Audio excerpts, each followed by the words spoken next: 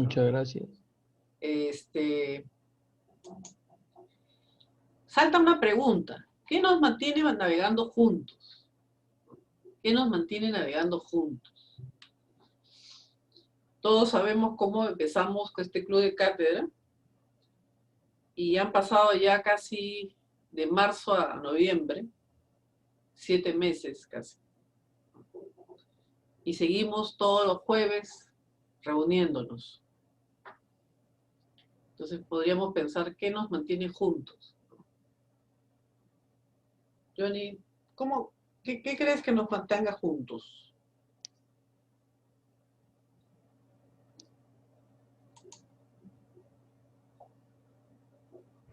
Estás en mute.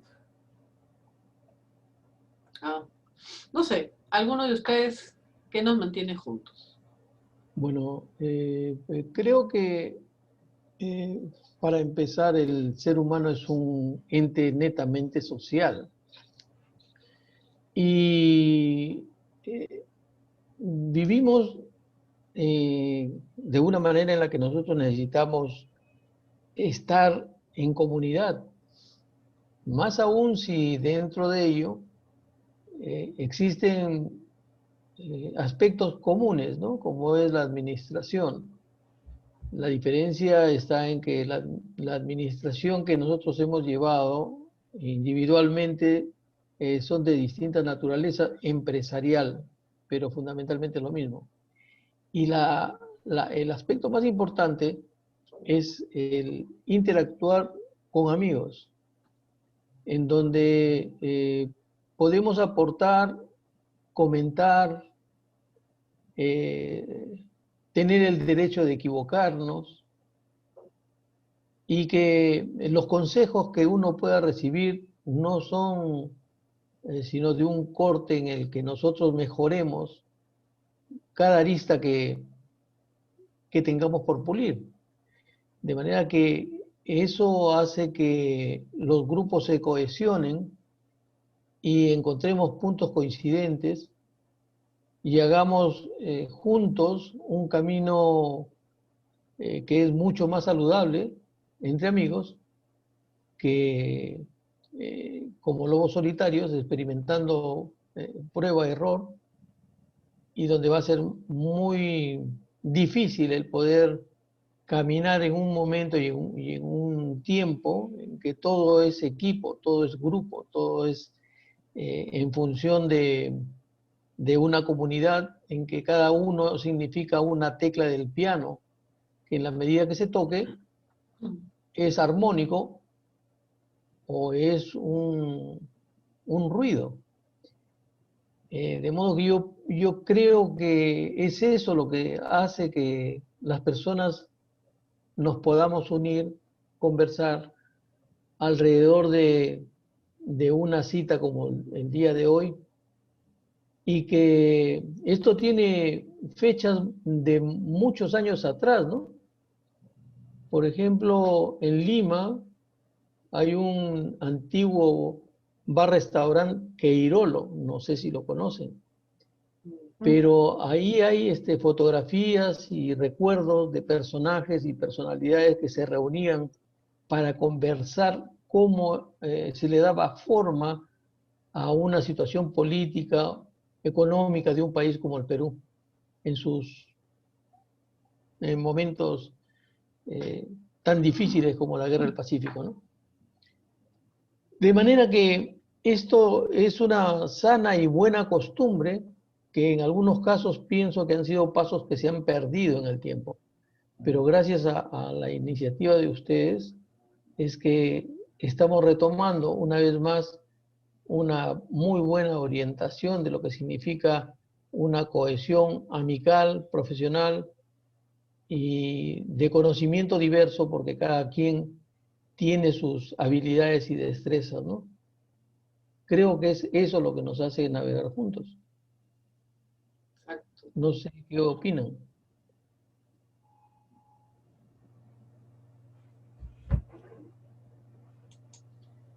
Creo que todos a pesar que somos como una manada, cada uno tiene su propio temperamento, su propia perspectiva.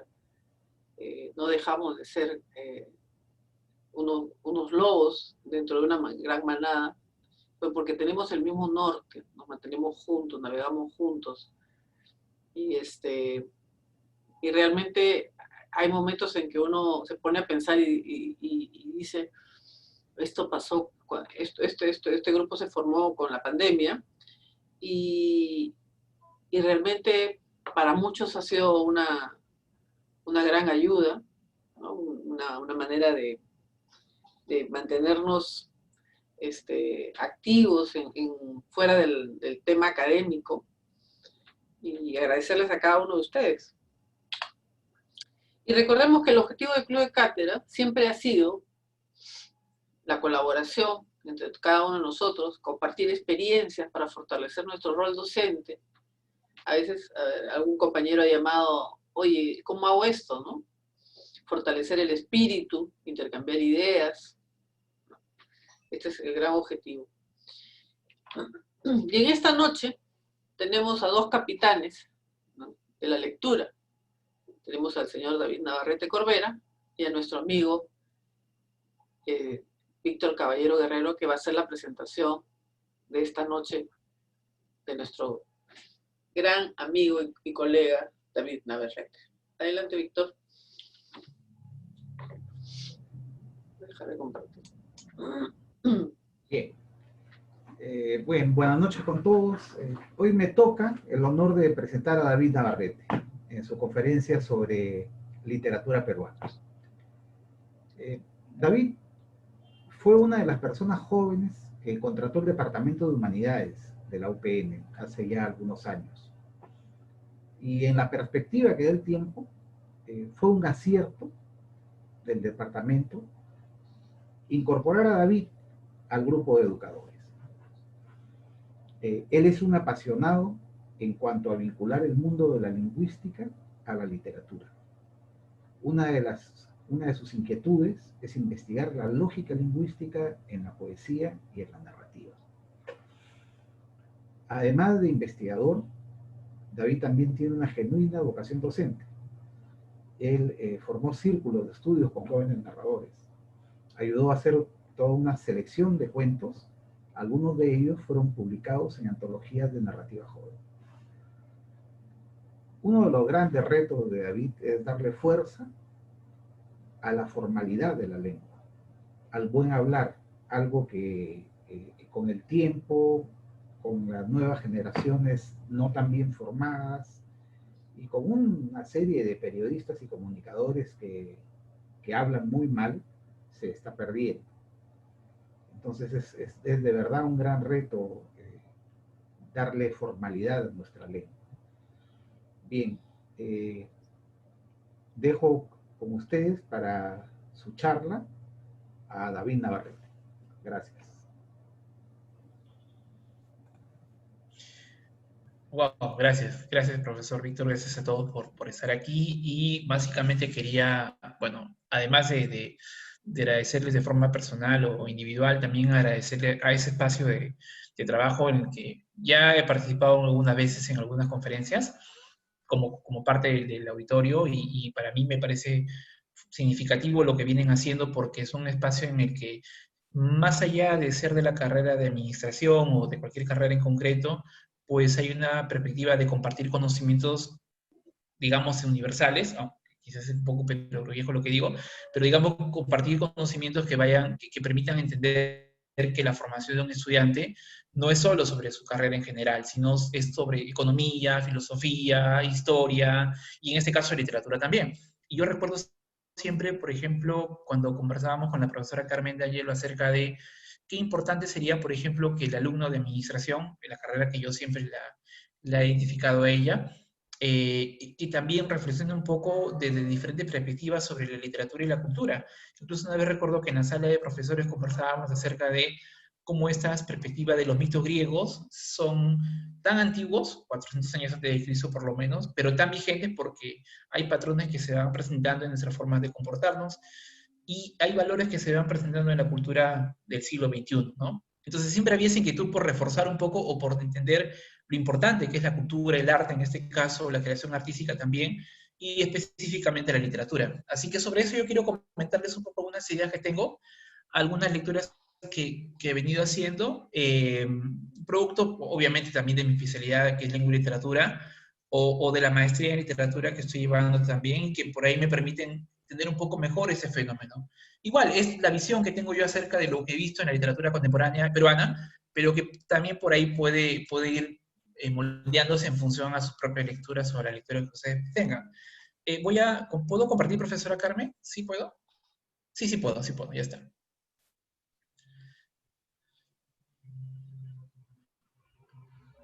Ahí está. ¿Sí podemos observar mi pantalla? ¿Sí se ve? Ya, ahora sí. Sí, sí. Ya. Oh, que cargue un ratito, está... Ya, bueno, esa es la imagen que encontré. No había una imagen mejor, pero ojalá quede bien. Yo cuando, por ejemplo, conversaba con alumnos de diferentes carreras en la universidad, en UPN básicamente no hay una carrera de literatura o de arte, pero sí hay, por ejemplo, de ingenierías, administración, contabilidad, arquitectura, un poco que conversábamos acerca de por qué era importante la literatura a una persona que quizás no está cercana al ámbito literario como profesión. Eso no quiere decir que no sea una persona versada o que le pueda gustar la literatura. Ejemplos de escritores que han sido físicos y eso hay un montón. Pero yo creo más bien que lo que permite la literatura, en este caso, es una lectura de la realidad, pero bajo una perspectiva estética. Es decir, el escritor, aun cuando fundamentalmente tiene una perspectiva de desenvolvernos, en todo caso de reflejar una visión estética del mundo, también tiene su propia lectura de la realidad. Entonces, sin decir que la literatura es un elemento político o un elemento histórico del todo, sino fundamentalmente es un elemento artístico, pero sí creo que también nos puede complementar o ayudar a entender un poco los procesos que ha vivido la humanidad y que sigue viviendo, que se van a ir presentando a lo largo del tiempo. O en todo caso, la literatura también nos permite conocer algunos espacios que también son explorados por el arte o por la misma filosofía, ¿no?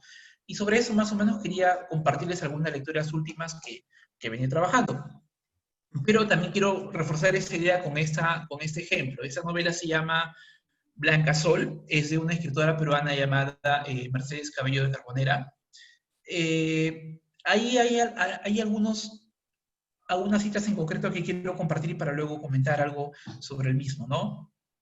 Por ejemplo, dice Blanca Sol en el primer fragmento, procura, habíale dicho la madre a la hija, cuando confeccionaba el tocado del primer baile al que iba a asistir vestida de señorita, procura que nadie te iguale ni menos te sobrepase en elegancia y belleza, para que los hombres te admiren y las mujeres te envidien. Este es el secreto de mi elevada posición social. Es el consejo que una madre le da a una hija antes de ir a una fiesta. En este caso, el personaje de Blanca Sol. Y luego dice el texto, la moda era diosa tiránica a la cual ella sacrificaba su salud, afectos y todo lo más caro. Blanca pidió a su modista 6 vestidos serios, pero muy elegantes y lujosos. Esto era lo menos que querían necesitar para la asistencia a algunas fiestas religiosas de hermandades de las que ella era presidenta. El contexto de la novela es el siguiente. Blanca Sol es una chica que está en clase media, estamos hablando del siglo XIX, donde el concepto de la moda, el concepto de lujo irrumpe en las sociedades en general. Dice Lipovetsky, que es un autor francés, me parece, que hasta antes del siglo XIX, como todo lo que tiene que ver con la moda y el lujo, se pensaba casi de manera similar entre hombres y mujeres. Los hombres también tenían, bueno, hablo de los hombres de clase media, no hablo de la gente del pueblo, tenía su propio guardarropa, sus propios sastres, pero como que el siglo XIX presenta un panorama en el que esa forma de pensar la moda o el lujo en el hombre se revierte más a la mujer. Y lo que hace esta novela, por ejemplo, sin pretender ser un libro de historia, sin pretender ser una forma, digamos, sociológica, nos muestra un poco esa realidad y esa preocupación que tenía la mujer en ese entonces, o la mujer de aquella época, en verse a sí misma mejor y sobre todo de competir el favor del amado o del galán o del hombre de sociedad, y cómo se piensa la vestimenta como un elemento fundamental. O sea, no solamente existes en función a las virtudes que tengas, sino también a lo que reflejas en sociedad. Y para poder reflejar o ser bien visto en sociedad, necesitas vestirte bien. Entonces, ese es el mundo en el que muchas chicas de la época y sobre todo de la condición social se desenvuelven. Y ese es el escenario que presenta esa novela llamada Blancazor, que es de una peruana llamada Mercedes Cabello de Carbonero. Entonces, un poco que la novela nos permite, sin ser un libro sociológico, pero nos permite un poco acercarnos a esa realidad. Y es una primera manifestación importante de literatura peruana, pero no solamente pensado en Blancazor. Acá está. Bueno, ahí hay unas citas más que podrían reforzar esta idea, pero me quiero ir un poquito más atrás, ¿no? Y es bien interesante esto que voy a plantear ahora, que quizás alguno también podría respaldar esta idea, o en todo caso complementar. Yo siempre tenía la imagen de Juan Espinosa Medrano como el lunarejo, porque así en un texto le puso Clorinda Mato de Turner, ¿no? Es más, en colegio lo estudiamos como el lunarejo, ¿no? Y no profundizamos más al respecto.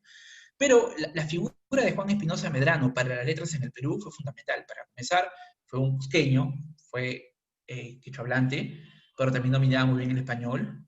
Fue uno de los primeros académicos bueno, digámoslo así, del Perú en este contexto.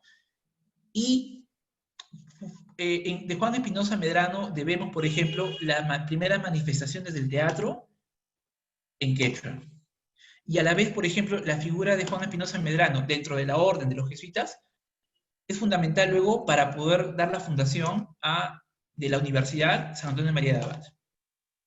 ¿Por qué menciono esto? Porque digamos que se utilizó la figura de Medrano para respaldar su lado intelectual como fundamento, como argumento para poder dar origen a toda una corriente académica en provincia, en este caso en el Cusco. Pero voy al hijo pródigo. Nosotros conocemos la historia del hijo pródigo porque lo hemos leído en Lucas, si no mal recuerdo. Sí, creo que es Lucas, ¿no?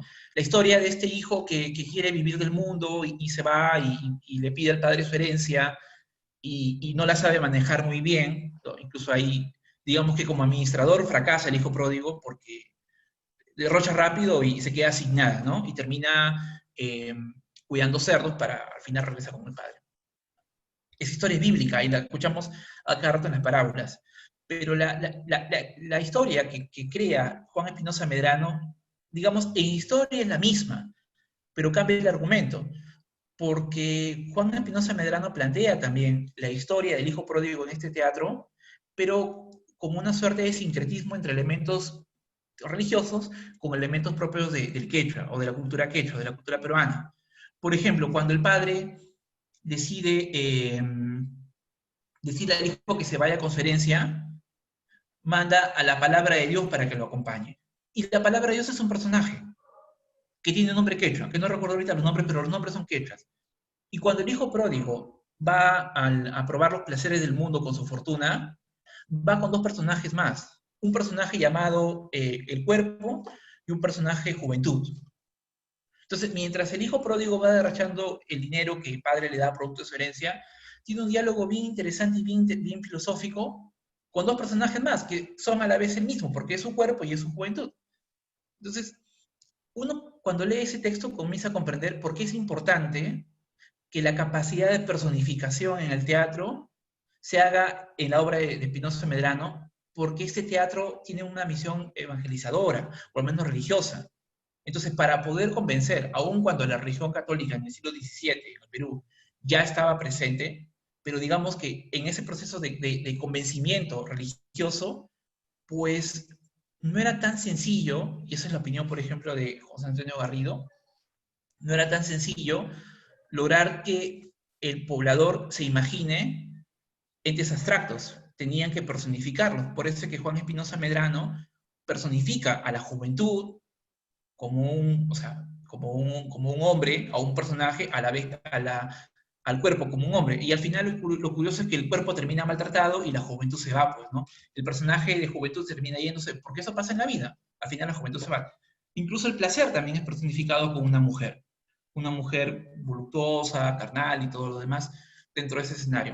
Entonces, si uno lee y se acerca al texto de Juan Espinosa Medrano, que es del siglo XVII, siglo XVI, no tengo muy claro, es de 1650 me parece, uno comienza, aparte de entender cómo la técnica interesante de cómo coger esta historia religiosa y llevarla al teatro quechua, también comprende un poco cómo se dieron las circunstancias de conquista en el Perú. Que es cierto, en la conquista también se utilizó la fuerza, la violencia, pero también se dio una conquista ideológica y la literatura también se utilizó para esos fines, ¿no? Una forma más elegante quizás. Entonces, bueno, tenemos el ejemplo de Mercedes Cabello, que es un siglo XIX, el de siglo XVII, que es Juan Espinosa Medrano, y por ahí también, para cerrar esta perspectiva de una novela que hemos venido, que muchos se leen en colegio, pero lo cual no hemos reflexionado al respecto, es Aves Nido, de Clorinda Mato de Turner, ¿no? Una novela que en algunos casos viene a ser como la única novela probablemente escrita por mujeres que se lee en cuarto de secundaria, probablemente, o de la literatura peruana, es decir. Hoy día, por ejemplo, que buscaba una imagen de escritores peruanos, veía un montón en internet, pero siempre me salían casi la mayoría de hombres, ¿no? Por ejemplo, me salía Vargas Llosa, Arguedas, Vallejo, por ahí me salía también Ciro Alegría, y en pocos momentos aparecía una figura mujer, tipo Clorinda Mato de Turner o la misma Mercedes Cabello.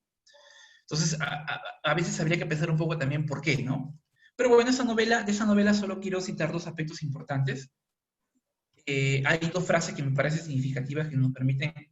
Ojo, la novela es un texto literario, tiene una historia, hay una crítica social hacia ciertas autoridades como la iglesia o el Estado mismo, pero también hay unas frases que nos permiten pensar en cuál es la situación de la mujer en ese entonces, y quizás un alumno podría pensar en cuál es la situación de la mujer en la actualidad, para confrontar y ver que con la diferencia de los años ha habido o no ha habido un cambio significativo. La cita dice lo siguiente: si la mujer, por regla general, es un diamante en bruto, y al hombre y a la educación les toca convertirlo en brillante, dándole los quilates a su satisfacción, también a la naturaleza le está confiada mucha parte de la explotación de los mejores sentimientos de la mujer cuando llega a ser madre. Lo que denuncia aquí Clorinda Mato de Turner, además de lo ya sabido, de la ya sabida crítica a la iglesia o al Estado mismo, es el hecho, por ejemplo, de que se siga pensando que la educación de la mujer depende fundamentalmente del parecer o el punto de vista de una cultura hegemónica del hombre. Entonces, como que nosotros, no sé si alguien me ayuda, pero no sé en qué año recién se comienza a permitir el voto de la mujer en el Perú. Me parece que es el año 57, si no mal recuerdo. 56. 56, ¿no? Sí. Entonces, uno de los fundamentos, entre otros, del por qué no se permite este voto, fue porque fundamentalmente no se percibía a la mujer como una persona capaz de poder tener la conciencia plena para poder decidir algo tan importante como la elección, ¿no? Como la elección presidencial. O entre otras cosas también, ¿no? Y hay todo un contexto histórico importante. Pero para el siglo XIX, la educación de la mujer era encargada a una institución determinada, o hacia una institución determinada. Y eso es un poco lo que busca por ahí también denunciar, o en todo caso, la obra literaria, en este caso peruana, como Aves Nido, también nos podría acercar o generar una reflexión a partir de eso, ¿no?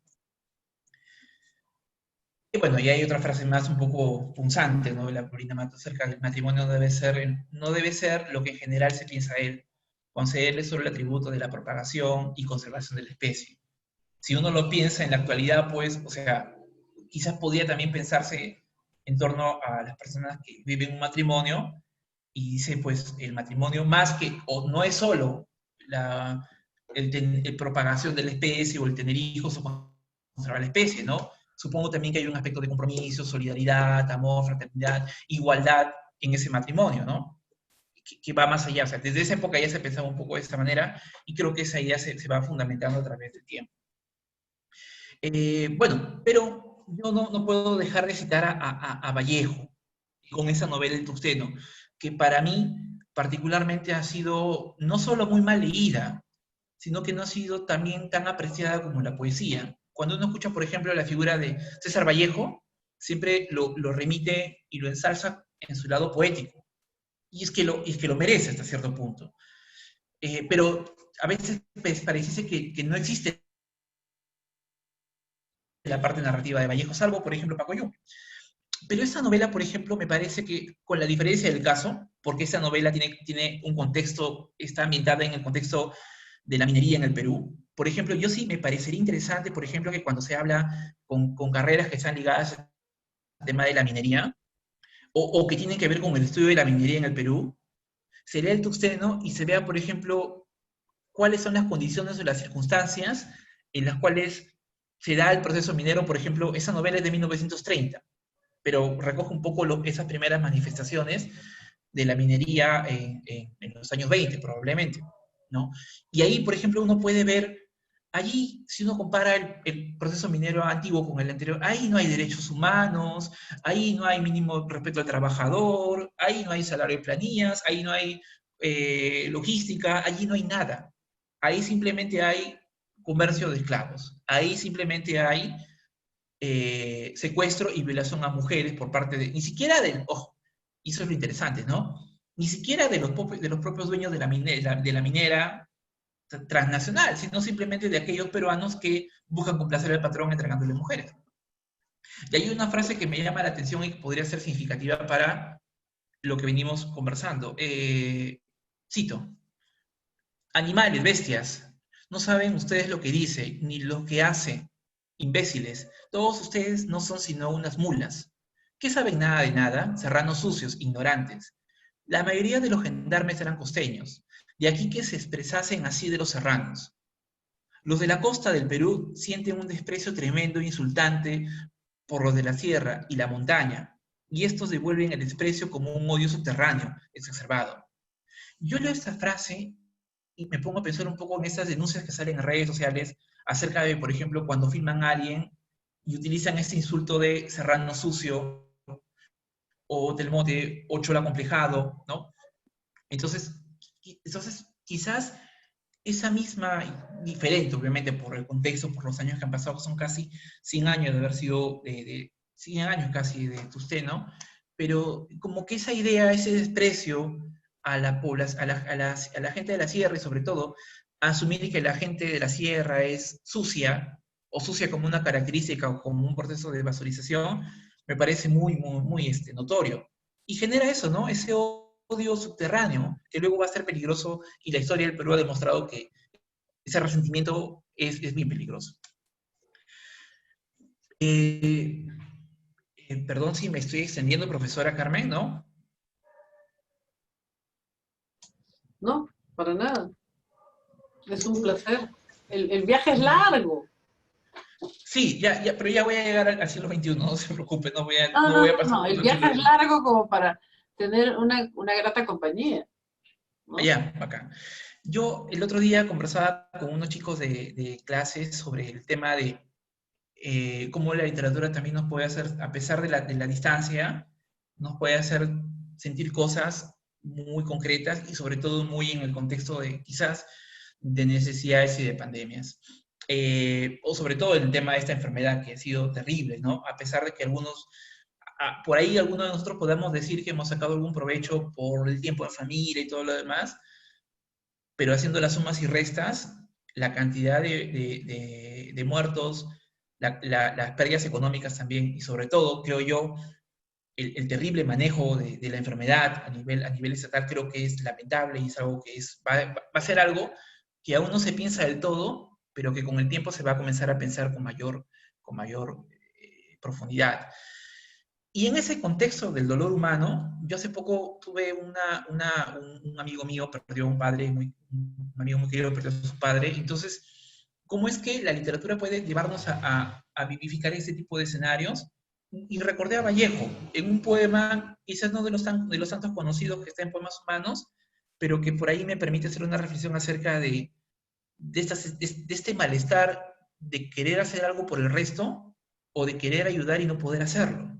Vallejo dice en el Pan Nuestro: todos mis huesos son ajenos, yo tal vez los robé. Yo vine a darme lo que acaso estuvo asignado para otro, y pienso que, si no hubiera nacido, otro pobre tomará este café. yo soy un mal ladrón, ¿a dónde iré? Esta primera idea acerca de sentir que tú estás, o sea, no sé, yo estoy tomando ahora un café y digo, lo tengo yo, me lo he ganado, pero y si no lo tomo yo, quizás otro le puede servir o le puede ayudar. Y lo más, digamos, dramático viene aquí, ¿no? En ese aspecto. Y en esta obra fría, dice Vallejo, en que la tierra trasciende a polvo humano y es tan triste, quisiera yo tocar todas las puertas y suplicar a no sé quién perdón y hacerle pedacitos de pan fresco aquí en el horno de mi corazón. O sea, el no tener, el no poder, digamos, o sea, cuando uno a veces acompaña o hace cierto tipo de campañas sociales, o uno simplemente va a las zonas más vulnerables y alejadas y encuentra tanta necesidad rodeado, que rodea el mundo, y no tener para poder darlo. Entonces, esa forma, esa desesperación, creo que Vallejo lo expresa muy bien cuando dice, y suplicar a no sé quién perdón, y hacerles pedacitos de pan fresco aquí en el horno de mi corazón. Como dividirlo o hasta el corazón mismo, darlo en función a esa necesidad, ese aspecto de solidaridad. Entonces, cuando yo pensaba un poco en este poema, decía, sí, eso nos ha pasado también muchas veces probablemente, ¿no? El querer cambiar las cosas y buscar que haya, que no haya tanta necesidad, que no haya tanta pobreza, pero lamentablemente, pues, es un estado constante. Y eso lo veo mucho en Vallejo, por eso lo cito también. Y también quería citar un aspecto poético. Bueno, finalmente Vallejo también tiene esta perspectiva que no voy a, que es un poema muy, muy conocido, pero me quedo con esta última frase, perdón, la primera frase del poema. Y curiosamente yo tengo un hermano que se llama Miguel, por eso también será que me gusta mucho el poema, pero más allá del hermano Miguel, miren, solamente en una primera frase cuando Vallejo dice, hermano, hoy estoy en el pollo de la casa donde nos hace una falta sin fondo. Entonces yo me ponía a pensar, nos hace una falta, estoy triste, estoy mal, estoy melancólico por la ausencia de alguien, pero es una falta sin fondo. Ni siquiera, no hay un tope para que esa falta o ese sentimiento de soledad, tristeza o melancolía llegue, sino que es una falta constante, que no tiene fin. Entonces, en una poca frase uno puede pensar acerca del dolor de perder a un ser humano, en este caso el hermano, ¿no? Y yo estoy segurísimo que aquella persona o aquellas personas que han perdido un hermano, pues lo pueden vivificar mejor incluso. Incluso esta frase, ¿no? Me acuerdo que jugábamos esta hora y que mamá nos acariciaba. Pero hijos, como cuando la mamá le llama, los hijos están jugando, están haciendo travesuras, y viene la mamá y les dice, pero hijos, o sea, como diciendo, dejen de jugar o dejen ya de hacer travesuras. Es una escena muy cotidiana. O sea, la literatura también, además de permitirnos tener un contexto histórico o de permitirnos adentrarnos a la parte histórica, también nos permite un poco repensarnos y redescubrir algunas cosas que han sido dichas por otros, vividas por otros, pero que uno las asume constantemente, ¿no? Y eso es, creo que yo, entre otras cosas, es la magia de Vallejo. Vamos ya un poquito más al siglo, a la segunda etapa del siglo XX, y me voy a meter en un terreno que es un poco complicado. Un poco complicado porque lamentablemente es un periodo de la historia que esperemos no se vuelva a repetir, que tiene que ver con el terrorismo y la presencia de grupos terroristas como Sendero Luminoso y el MRTA. Sendero Luminoso fundamentalmente. ¿Por qué cito esto? Porque definitivamente este hecho histórico o esos años de terror en el Perú ha generado heridas incurables hasta ahora, creo yo, y el arte también se ha ocupado un poco de esto. Yo sé que Alejandro Romualdo es más conocido por el canto coral a Tupac Amaru, ¿no? Pero Alejandro Romualdo también tiene un libro que se llama Mi pan y circo, y en ese libro hay 20 fragmentos. 20 fragmentos que un poco denuncian poéticamente el dolor ante la muerte en el contexto de las víctimas o de las víctimas del terrorismo, ¿no? Por ejemplo, en este fragmento número 1 dice lo siguiente: livianas, dulces flores del mediodía, más puras que nunca en los sepulcros andinos. Un poco el contraste entre una flor pura, pero una flor pura que nace en medio de un escenario de sepulcros, y tan leves, acribilladas en los muros de la maleza crispado de horror. O sea, ahí se nota claramente la presencia de las balas o de la muerte en un escenario tan bonito, tan natural. Y quizás si uno se pone a pensar en la sierra, en el Perú, si uno se pone a pensar en Ayacucho, una zona tan hermosa en su paisaje, pero que ha visto el terror de la muerte. Entonces, un poco lo que hace Romualdo con este poema es mostrar ese sincretismo, ¿no? Livianas, dulces flores del mediodía, más puras que nunca. Y hasta ahí todo es bonito, pero dice, pero en el sepulcros andinos. Y tan leves, tan bonitas, tan leves, acribilladas en los muros, de las malezas crispadas de horror. O sea, la maleza sigue ahí crispada, el horror las ha tenido ahí por siempre. No es el rocío el que cae y las baña, sino el llanto de las madres frágiles como la lluvia.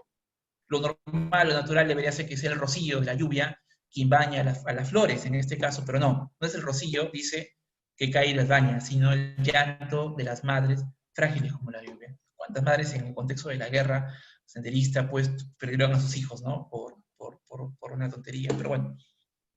Corolas de harapos en un ramo de violencia, donde se agitan infectados capullos, negras banderas y cálices insurrectos. Entonces yo pienso que aquí la literatura debe ser o sea, al margen de tener un aspecto de carácter recreativo, estético, pienso que la literatura debe servir como una forma educativa para que quede claro qué fue el terrorismo y qué aspecto de la historia, así como también se habla mucho de la guerra con Chile y se toma mucho el nombre de González Prada como un ejemplo, entre otros más, de una lectura que nos permita repensarnos como peruanos, y esa frase de que el peruano, bueno, en todo caso esa frase que se infiere del discurso de Prada sobre el enemigo del peruano es otro peruano, en esa perspectiva también debe repensarse un poco la historia de este periodo de guerra, y cuando pues alguien vea, no sé, se me ocurre pensar una pinta de uno de Osio Martínez en la actualidad, no lo tome a la broma, porque no fue una broma. Entonces la literatura tiene esa posibilidad también.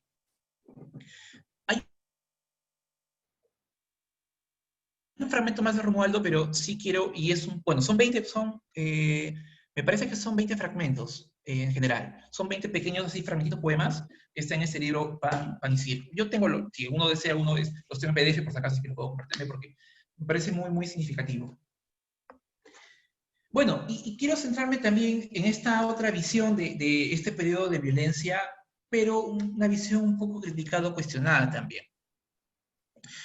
Digo cuestionada porque a Cueto se lo criticó en su momento porque era la visión de la guerra, de la época de terrorismo, pero desde alguien que lo vio desde Lima, ¿no?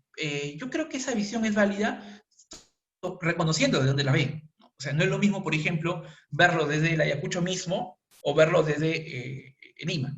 O sea, es una realidad concreta. Pero digamos que las novelas de Alonso Cueto, es un autor contemporáneo, es un autor que ya tiene 68, 70 años, pero digamos que lo significativo de Cueto, o en todo caso, en donde Alonso Cueto se comienza a dar a conocer en el mundo literario, es con novelas como La Hora Azul, La Pasajera o La Viajera del Viento. Y creo que aun cuando tiene algunas críticas que para mí son significativas, sí podemos comprender algo importante en Cueto. Para comenzar, las novelas de Cueto no están ambientadas en el terreno propiamente del momento de conflicto. O sea, no habla de la guerra en sí, sino habla de cómo es que aquellos personajes que estuvieron afectados en ese momento de conflicto abandonan Ayacucho, quieren rehacer su vida, quieren replantearse su existencia, digamos, iniciar una nueva vida, viajan a Lima, pero los traumas de la violencia, y también es otro aspecto importante que la literatura creo que sí ha sabido recoger, los traumas de la violencia política, o en todo caso de los traumas de terrorismo, son heridas o son como traumas que viajan subrepticiamente y que cuando uno menos espera, te asaltan, ¿no? Las protagonistas de las novelas de Cueto son mujeres que han sufrido violaciones, producto de violaciones masivas en ese periodo de violencia. Entonces, cuando ellas creen o piensan que ya dejaron el pasado atrás y por fin pueden rehacer su vida, pues se encuentran que el pasado, personificado en la figura del violador o de los violadores, pues está allí presente, ¿no? Lo mismo, eso pasa con La Hora Azul, eso pasa con La Pasajera, que La Pasajera sirvió como guión para una película llamada Magallanes, por cierto, y eso pasa con La Viajera del Viento. Lo único diferente de La Viajera del Viento es que el personaje principal es una mujer que ha sufrido una violación, pero que ya no es propiamente un... O sea, Cueto juega con esta idea. No sabes si es un personaje vivo o si es el espectro de una mujer violada que recorre sus pasos y no puede descansar en paz. Un poco, ahí es el juego. Entonces, digamos que es la visión de alguien que vivió en Lima, pero que vio la gente que justamente, no tengo el dato, me gustaría tenerlo un poco, pero asumo que mucha gente salió despavorida, corriendo de la zona de conflicto y buscó arrastrar su vida en Lima. Algunos probablemente lo lograron, pero otros no. Pero uno siempre se pone a pensar en esta idea de, claro, dejas el lugar de conflicto, pero no dejas los recuerdos de ese conflicto. Es como, por ejemplo, lo que planteaba Svetlana Alexievich, que es una premio Nobel de literatura. Ella tiene un libro que se llama Los muchachos de Zinc. Los muchachos de Zinc es un libro que cuestiona mucho al orden soviético, y ella, por ejemplo, comenta, Los muchachos de Zinc está ambientado, me parece, en el conflicto que tuvo Rusia en los años 90, en Medio Oriente. Y ella comenta, por ejemplo, que una madre da un testimonio, porque es un libro testimonial, es un libro real, es un libro de reportajes. Una madre prácticamente dice que su hijo, cuando vino de la guerra, ella hubiera preferido que no regrese con vida. Porque cuando vino con todo el trauma de la guerra y vino siendo otro. Al final vivió pocos meses, mató a otros más porque le enseñaron a matar y terminó loco y se suicidó. Entonces, ella hubiera preferido que muera como los otros jóvenes en la guerra y tenerlo como la imagen de un héroe y no con la imagen de alguien que regresó traumado y mató a más personas y al final se suicidó también. Entonces, de por sí, la carga de las heridas que se produce en la guerra debe ser bien, bien complicado. Y en ese libro, por ejemplo, Los muchachos de Zinc, se recoge cómo es que los jóvenes rusos llegaban a su madre patria, a la madre patria rusa, en esas cajas de zinc, ¿no? Entonces, lo mismo pasa con Cueto en esas novelas también. Hay esa perspectiva. Ojo, y estamos hablando solo de literatura peruana, porque también hay otra literatura en otros países que plantean la misma perspectiva. Ya para cerrar un poco esta idea, quiero recomendar esa novela. Esta novela se llama Ese camino existe. Yo la tengo en una edición diferente. Acá está. Yo la tengo en esta edición de aquí. Es una novela que ganó el premio Copé de novela. ¿Por qué la menciono? Porque es una novela de un escritor chimbotano, para comenzar, que justo está ambientada en la época del conflicto armado, pero desde el mismo conflicto armado. Es decir, no es antes del conflicto o el post-conflicto como Cueto, sino tú ves, por ejemplo, allí cómo es que las poblaciones en muchas partes de Ayacucho, por ejemplo, son secuestradas. O sea, cuando uno dice, pero ¿cómo es posible que Sendero con unos cuantos hombres armados haya secuestrado pueblos? Pues sí, lo hacía. Lo hacía. Y la novela tiene casos concretos, y yo conversaba un poco con el autor, y él comentaba pues, que esa novela, si bien es cierto, la escribió hace algunos años, pues le demoró cerca de 20 años de escribirla. No 20 años de escritura, sino entre recopilar información, escuchar historias, viajar y todo eso, pues él calcula más o menos que eso fueron como 20 años, ¿no? Esas historias que uno va recolectando información acerca de cómo se dio todo este proceder. Pero bueno, digamos que la literatura peruana no se acaba con solo las novelas de la violencia política, pero sí tiene un grosor importante en los últimos años. También hay otras novelas.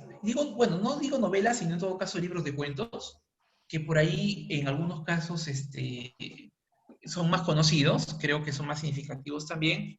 Está este libro de Waldo Reynoso que se llama Los Inocentes, y está, bueno, Vargas Llosa, hay un montón de Vargas Llosa en general, pero digamos que quería comenzar con Los Cachorros, y yo encontraba una similitud entre esos dos libros, porque son jóvenes en ambos contextos, son jóvenes que viven de la palomillada, que hacen juegos, o sea, que viven en el contexto del mundo estudiantil, ¿no? Colegial hasta cierto punto, pero que mientras que los personajes de Reynoso en Los Inocentes son más osados, más del mundo, no sé si llamar grupenesco, pero digamos son más del mundo del barrio propiamente. En el caso de Vargas Llosa, los chicos y los jóvenes son del mundo de la clase alta, ¿no? No sé si se demarcan, porque no creo que el colegio que Vargas Llosa, o no recuerdo que el colegio que describe Vargas Llosa se marca, pero digamos que son de otro estrato social. Pero uno encuentra que a pesar de los diferentes estratos sociales, hay muchas coincidencias. Hay el juego, la broma, hay el deporte, hay la violencia también. La única diferencia, pues, que en el caso de Osvaldo Reynoso, son niños jóvenes marginales, ¿no? Y uno encuentra bastante, perdón, similitud con la juventud, probablemente pienso, de los años 50 o 60, ¿no? Vargas Llosa, pues, son jóvenes también, que, bueno, la anécdota del libro es que hay un personaje que se apellida Cuellar y que, pues, el perro Judas le muerde su pene y le arranca el pene, básicamente, y le comienzan a poner Pichulita Cuellar, ¿no? Entonces, lo interesante a mí en Vargas Llosa es que cómo se hace ese trabajo de comenzar a crear un personaje con la falta del pene.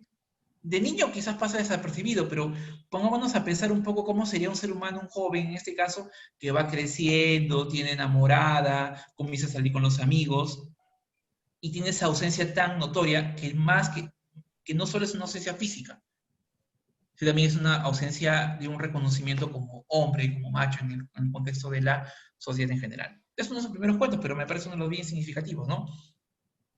Y, bueno, Vargas Llosa no puedo dejar de lado, aun cuando algunos dirán, y yo también hasta cierto punto, diremos, pues Vargas Llosa, mejor que no opine de política en algunos casos. Sí, es verdad, no podemos decir, o sea, es cierto, podemos decir que Vargas Llosa en algunos casos tiene posturas un poco cuestionables, ¿no?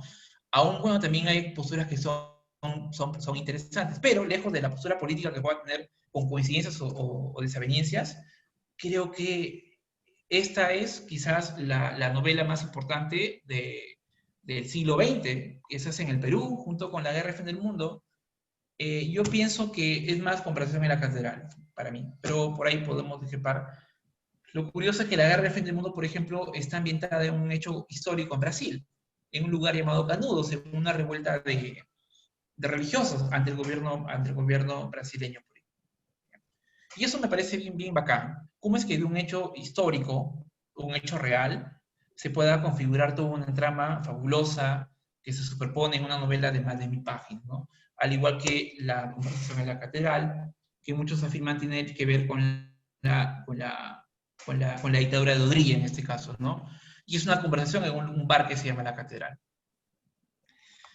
Quiero cerrar esta participación mía para decir que la literatura peruana en los últimos años, pienso, ya no ha visto o ya no comienza tanto a ver solo aspectos históricos, sino aspectos desde el punto de vista íntimo. Es decir, los escritores y escritoras en el Perú ya comienzan a incursionar en temas como, en conceptos como el concepto de autoficción, o no autobiografía, sino se le llama, o las categorías que se utilizan para entender la literatura peruana en los últimos años, tiene que ver con esas nociones de lo autoficcional o escritura del yo. Es decir, cómo mi subjetividad se plasma en un texto, pero hasta cierto punto con mis nombres y con mis datos en concreto, ¿no? Entonces, como que el autor juega a contar su vida, pero no te dice cuáles son prácticamente su vida y cuáles son cosas de la ficción. Quizás Renato Cisneros, por ejemplo, es un poco conocido en ese aspecto porque juega con esta idea del papá, el gaucho Cisneros, la relación que tuvo con él, y pone los nombres del papá también. El mismo Bailey lo hace con No se lo digas a nadie, o Los últimos días de la prensa. Tú ves cosas biográficas de los personajes, pero el autor no te dice que es realidad. Este juego entre lo real, lo ficcional, pues tiene como nombre lo autoficción o escritura del yo. Hay una poeta que me gusta mucho, que se llama Ivana Poyarolo, que tiene algunos poemas que quiero compartir ahora, que describe una problemática que también es muy, muy personal y también es muy humana y que me parece significativa. Esta idea de la mujer que vive un matrimonio, no sé si un horror matrimonial, pero digamos, esa mujer de a pesar de estar casada, de a pesar de tener una pareja, pues vive sola, porque hay ese conflicto que obviamente no puedo entenderlo del todo, pero quizás la literatura nos permite un poco acercarnos a este proceso, ¿no? Ella dice, y si ahora nos dijeran, o sea, las mujeres, volteen la página, pueden hacer lo que quieran, son libres para hacer lo que quieran, son libres para acercarse a sus sueños, yo, dice, llegaría puntual a mi casa, como siempre, a servir la comida. Por ejemplo, este poema a veces nos hace pensar en cómo es que ha habido una cultura tan notoria de educación a la mujer para servir, para esta cultura del ama de casa, que es probable que a muchas mujeres les ha sido más sencillo, o no digo más sencillo, pero en todo caso han podido valerse como la mujer emprendedora en otros aspectos, pero ha habido mujeres que no probablemente. Entonces, a pesar de que le dan la libertad, y eso es lo que más o menos refleja Giovanni en este poema, de poder realizar sus sueños, al final va a terminar haciendo lo mismo, porque ya es un proceso cultural acentuado o enraizado en esta noción de lo que ella maneja como ser mujer. Y bueno, acá hay otro poema que se llama Yo me hago la dormida, ¿no? Que un poco a algunas compañeras mías les gustaba mucho en la maestría, ¿no? Cada noche rezo para que él llegue tarde y no me toque. Hace años que odio su olor, la punta de su bigote, sus jadeos, la cara, la baba, el sudor. Cierro los ojos hasta que acaba. Dura poco, pero demasiado. Apenas si me da tiempo a pensar en el filo de un cuchillo. Y si lo pienso bien en el ámbito de las relaciones, es un poema terrible, ¿no? Ese dura poco, pero demasiado. Un tiempo suficiente como para sentir asco por la baba, por la cara, por el sudor, ¿no? En fin, eso es un poco la poesía de Giovanna en este poemario llamado Entre mujeres solas. Y acá hay un poema que, digamos, tiene otra visión de la relación sentimental. Mientras que en el caso de Giovanna Pollorola había una visión de una relación sentimental más trágica o más terrible, ¿no? En el caso de Cristina Peri Rossi hay una visión quizás más idealizada, más romántica, ¿no? Dice lo siguiente, quizás eso sí lo podemos compartir de forma más universal. La memoria es una sobrevida. Mientras me inclino para besarte, sé que vivo dos veces. La vez de esta noche tibia de otoño, en la que te acaricio con las manos, con los dedos, con el pensamiento y con la voz y la sobrevida de tu memoria, donde nos amamos más allá del tiempo, en medio de la ciudad iluminada y silenciosa que no duerme porque estamos en vigilia, vigilia del goce, vigilia del amor. Yo leí este poema y pensaba un poco acerca de qué era más importante, el momento o el recuerdo del momento. No sé, uno viaja, claro, yo entiendo que los momentos son significativos, o sea, el momento mismo, ¿no? Pero uno viaja, por ejemplo, y eso sí voy a hablar un poco de un sentimiento personal, pero uno viaja, por ejemplo, con la novia, con el novio a Arequipa, por ejemplo, y la pasa bacán, fabuloso, ¿no? Es bonito ese momento, pero ese momento dura más en la memoria que el momento mismo. Y uno se queda con esos recuerdos, ese viaje hermoso. Pero si uno se pone a pensar, más duración tiene la memoria en función a lo significativo que fue. Claro, uno tiene que asegurarse de que sea significativo para que realmente quede en la memoria, ¿no? Aunque también creo que si no fue tan bonito el viaje, igual uno lo recuerda por lo desagradable que fue. Pero de una u otra forma, pues la idea es trabajar ese aspecto de la memoria como esa prolongación del momento, o esa prolongación de la felicidad. Bueno, ahí está otra escritora peruana que me gusta mucho, se llama Karina Pacheco, es una autora actual, que tiene un libro llamado Las orillas del aire. Este libro es sobre un poco un contexto mágico, mítico, pero sobre todo, digamos que los libros de Karina Pacheco y los libros que se vienen tejiendo en torno a la literatura peruana actual tienen que ver en cómo es que las personas, y eso también lo dice, por ejemplo, Alonso Cueto, todos en general, todas las personas en general, tienen una historia que contar.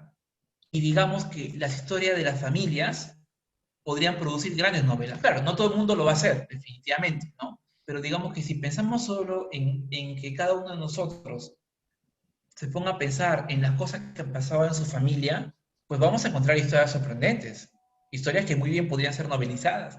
Y en algunos casos hasta series de Netflix, probablemente. Entonces, pero ese escarbar el pasado, ese buscar los secretos, los famosos secretos de la familia, y esas cuentas y esas cosas que no se le dicen a los hijos porque los hijos están pequeños para saberlo, pero luego los comienzan a encontrar. Basta con que solamente, no sé, de repente, ¿no? Yo como hijo en un día encuentro una foto de mi papá con una chica y digo, mamá, ¿y quién es ella? ¿No? Algo así. Entonces, más o menos las novelas de Karina tienen que ver con eso.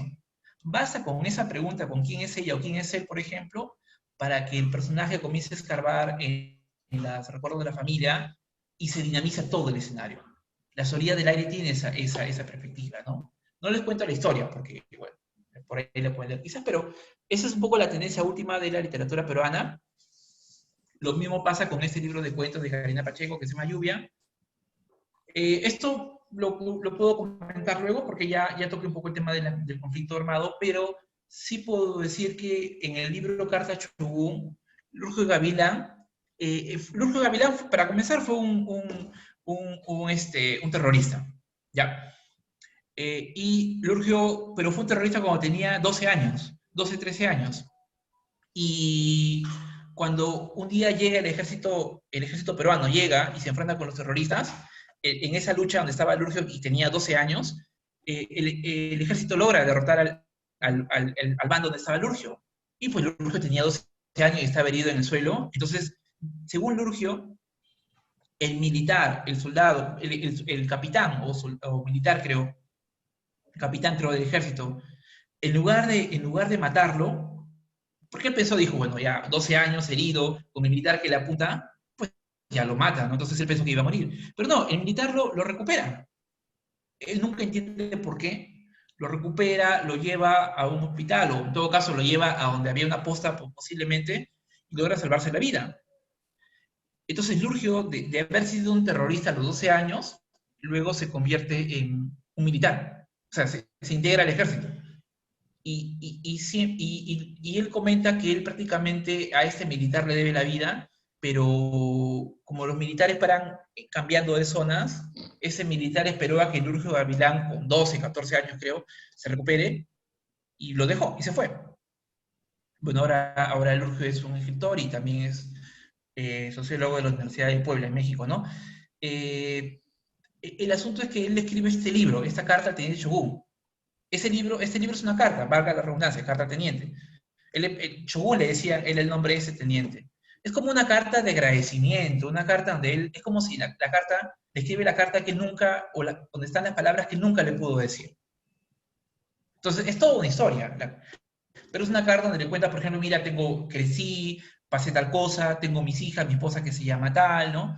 Es como una carta de agradecimiento a alguien que en su momento le perdonó la vida, ¿no?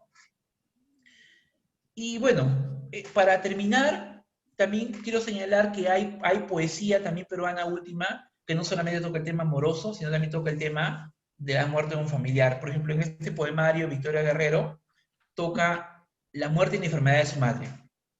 Entonces, digamos que, y la muerte no tendrá dominio, es el proceso de dolor que vive una hija que ve cómo se apaga la vida y que hasta cierto punto termina aceptándola, porque uno, digámoslo así, racionalmente puede entender que la madre algún día nos va a dejar, pero a pesar de eso no significa que nos duele. Entonces, ese proceso, ese duelo que es muy común y muy natural en todos los seres humanos, también se ha visto reflejada en el ámbito literario peruano, por ejemplo, con este poemario que se llama Y la muerte no tendrá dominio, ¿no?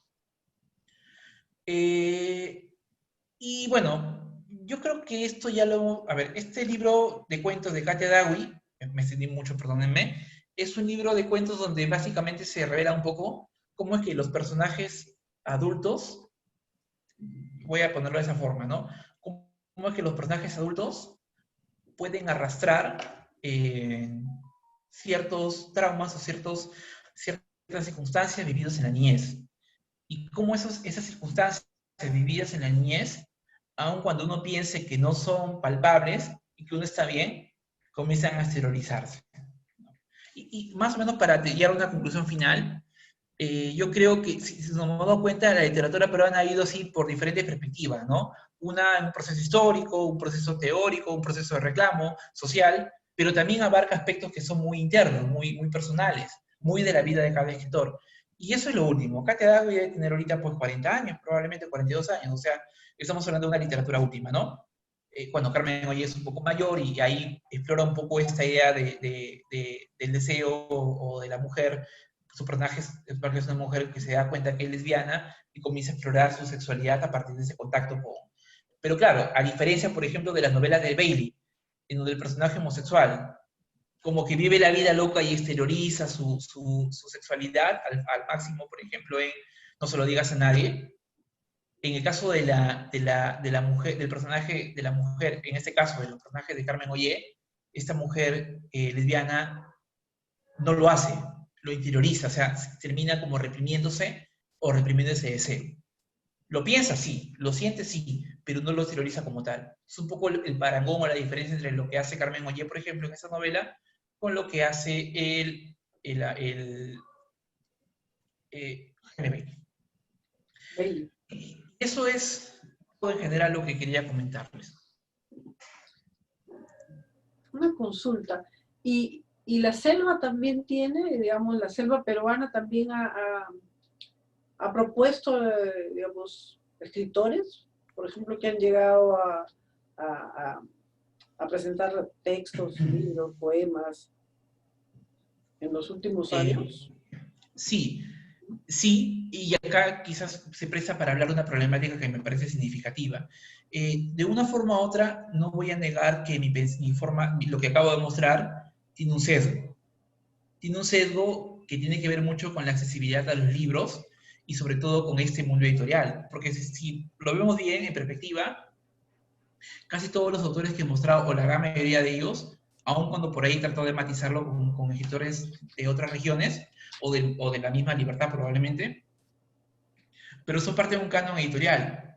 Entonces, por la poca accesibilidad, hay una profesora en Católica que se llama Ana María Campodónico, me parece, es el nombre, que ella trabaja, por ejemplo, el tema de literatura amazónica, y trabaja cultura amazónica y literatura amazónica en general. Y ella, por ejemplo, me pasó algunos textos, algunos cuentos que se crean allá, ¿no? Y todos son en función, no solamente de aspectos mitológicos, es decir, no solamente aspectos que tienen que ver con la idiosincrasia o la parte exótica que se le suele asignar a la selva, sino también con aspectos que también podrían ser muy comunes en las ciudades, ¿no? Violencia, conflictos,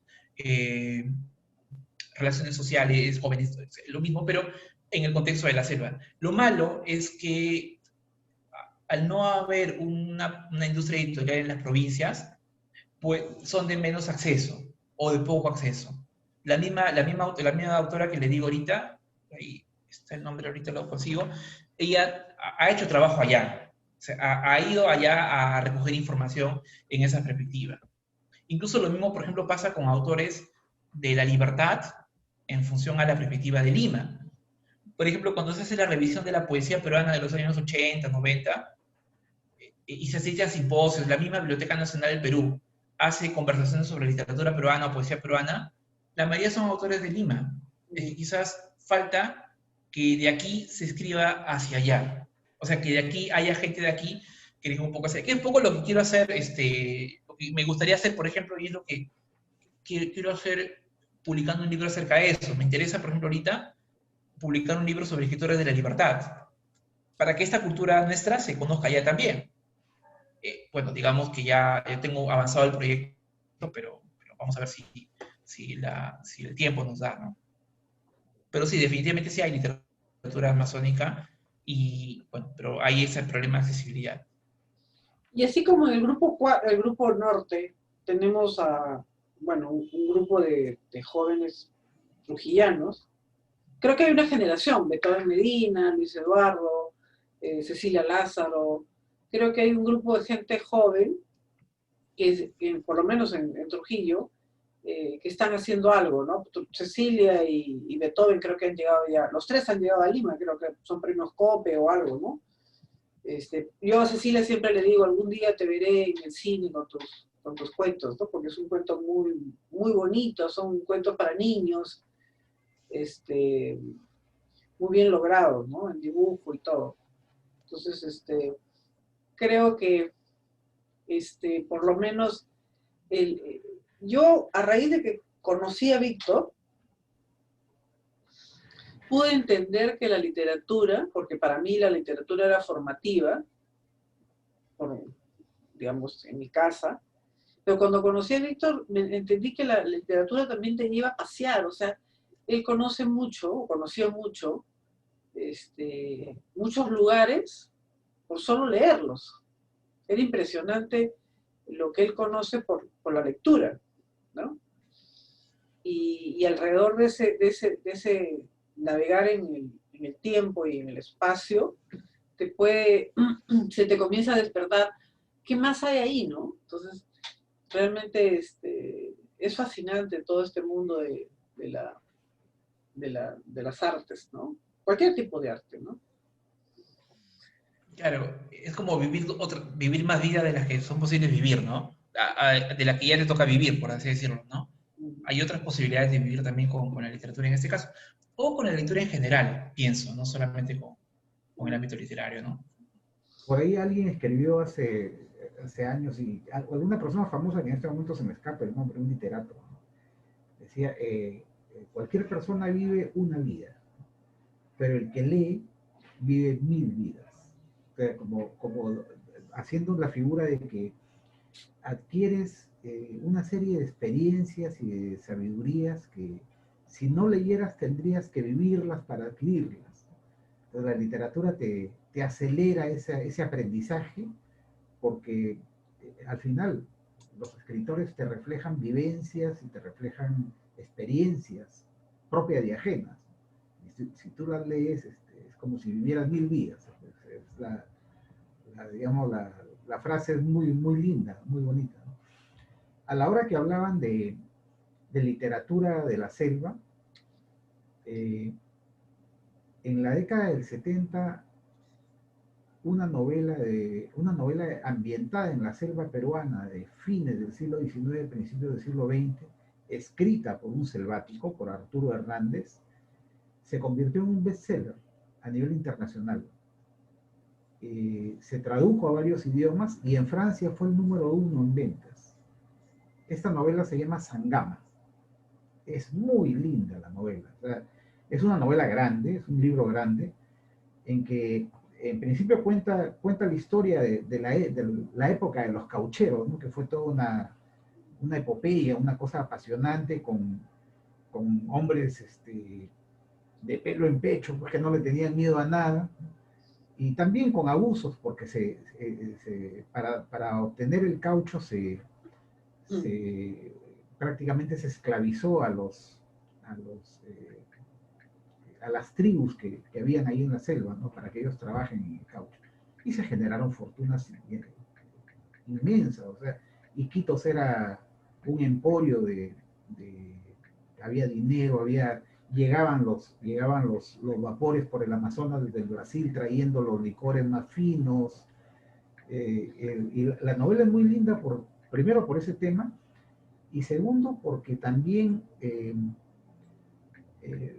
cuenta mucho de las leyendas de la selva, las leyendas del Tupayachi, o sea, esa especie de duende que habitaba, que según las creencias de los selváticos habita en alguna zona.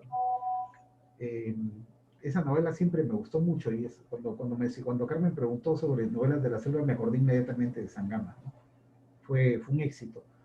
Y fue escrita con un estilo medio ingenuo, medio naif. O sea, Arturo Hernández, como la gente de la selva, que es muy inocente, ¿no? Es poco maliciosa, por así decirlo.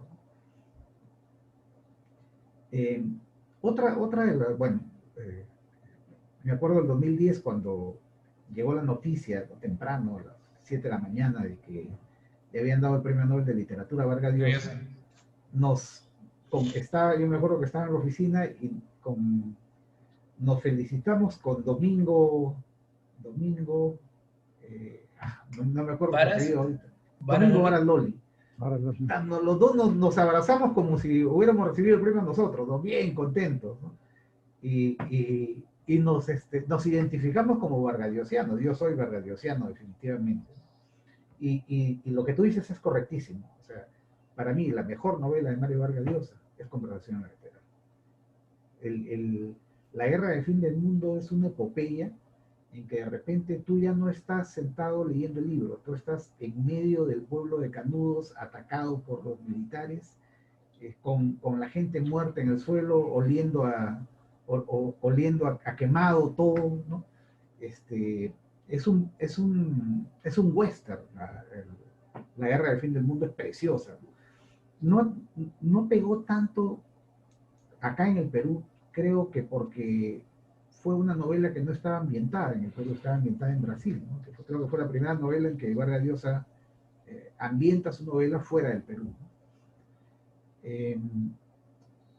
Y en cuanto a poesía, hay una, bueno, hay una poetisa peruana que es legendaria, pues, que es María Emilia Cornejo, que escribe Yo soy la muchacha mala de la historia, ¿no? Ella estudió en San Marcos y escribe esa novela, perdón, escribe esas poesías, esos poemas, y pasan de mano en mano. O sea, no, digamos, mientras ella vivió nunca se publicaron, nunca se editaron, pasaron de mano en mano y se convirtió en una leyenda. María Emilia Cornejo, su poesía es muy linda, pero como muchos poetas, pues era una persona atormentada, que a los 23 años terminó suicidándose. O sea, al final no quedó muy claro, no queda muy clara la razón de su muerte. Unos dijeron que fue suicidio, otros dijeron que fue sobredosis de cocaína. En poesía también otro poeta interesante, ¿no? Es Rosé, ¿no? Juan, se me ve el nombre, Juan Juan Antonio Domingo Rosé. Sí, ¿de acuerdo? Onza. Entonces, era también Juan Gonzalo Rosé, ¿no? Era también un poeta atormentado, pero con una sensibilidad y una calidad de sus poesías increíble, ¿no? Con Juan Gonzalo Rosé era alcohólico, ¿no? Fumaba como chimenea, y entre otras cosas, digamos, eh, se me hace un paralelo con Vallejo. O sea, era un tipo tan puro, tan noble, que no, no era un avivado o sea, para ganarse la vida, siempre vivía en la miseria, ¿no? O sea, algo parecido a Vallejo, ¿no? Siendo tan brillante, al extremo de que muchas de sus poesías las da eh, a cambio de dinero para que las conviertan en canciones. Y una de esas canciones es Tu voz de Lucha Reyes, ¿no? Mi voz, ¿no? Mi voz de Lucha Reyes. Es una poesía de Juan Gonzalo Rosas. Y al final muere de cirrosis, ¿no? Esto acá lo digo porque, lo cuento porque fue algo relativamente personal. O sea, mi abuelo se puso grave, tenía ya un cáncer a la próstata avanzado en 1983 y lo llevan a Lima y lo internan en el Hospital del Empleado. En esa época todavía no estaba tubulizado el Hospital del Empleado y era lindo, era como una clínica, ¿no? Y habían habitaciones con 2 camas por habitación. Y en una de esas habitaciones se interna a mi abuelo, y en la otra cama estaba Juan Gonzalo Rosas, también en sus últimas semanas de cirrosis, ¿no? Entonces mi papá va a cuidar a mi abuelo, a su padre, ¿no? Y obviamente pues establece toda una amistad con Juan Gonzalo Rosas. Conversaban por los dos, grandes conversadores ambos, y grandes fumadores también, ¿no? Y mi papá me contaba, me decía, he conocido a este hombre, Juan Gonzalo Rosas, qué hombre tan brillante, me decía, ¿no? Todavía no, sabíamos que era un poeta, pero su fama no se había extendido todavía, ¿no? Entonces murió mi abuelo y a los 2 meses murió Juan Gonzalo Rosas. ¿Qué más? yo creo que, bacán. bueno, Chocano, pues Chocano ha sido también una de las leyendas de la poesía en el Perú, ¿no? Soberbio, prepotente, ególatra, ¿no? Pero brillante. Chocano, he leído algo de Chocano. Él era tan brillante que de un país de Centroamérica, de una república bananera, ¿no? El dictador lo llama para que sea su asesor, para que lo asesore en temas de literatura o de cultura para su país, no recuerdo bien esa parte. Y él se convierte pues en uno de los favoritos del dictador, ¿no? O sea, él vivía como rey y todo, y en eso le da un golpe de estado, se tumban al dictador y lo apresan, los militares que dan el golpe apresan a Chocano y lo condenan como buen país bananero, lo condenan a ser fusilado, ¿no? Pero como ya era Chocano, tenía una fama internacional, empiezan a llegar las protestas, en esa época telegramas y cartas solicitando que cómo van a cometer esa barbaridad, cómo lo van a fusilar, ¿no? Y bueno, lo dejan salir y regresa al Perú medio asustado, ¿no? Pero sí, o sea, en literatura peruana hay muchos, digamos, muchos hitos, muchos temas para compartir, ¿no? Es interesante, muy interesante. Sí. Es interesante y bonito escuchar a los ilustres que leen bastante y tal como ha puesto la profesora Clarita en el chat, algo bien bonito, ¿no? Un lector vive 1000 vidas antes de morir.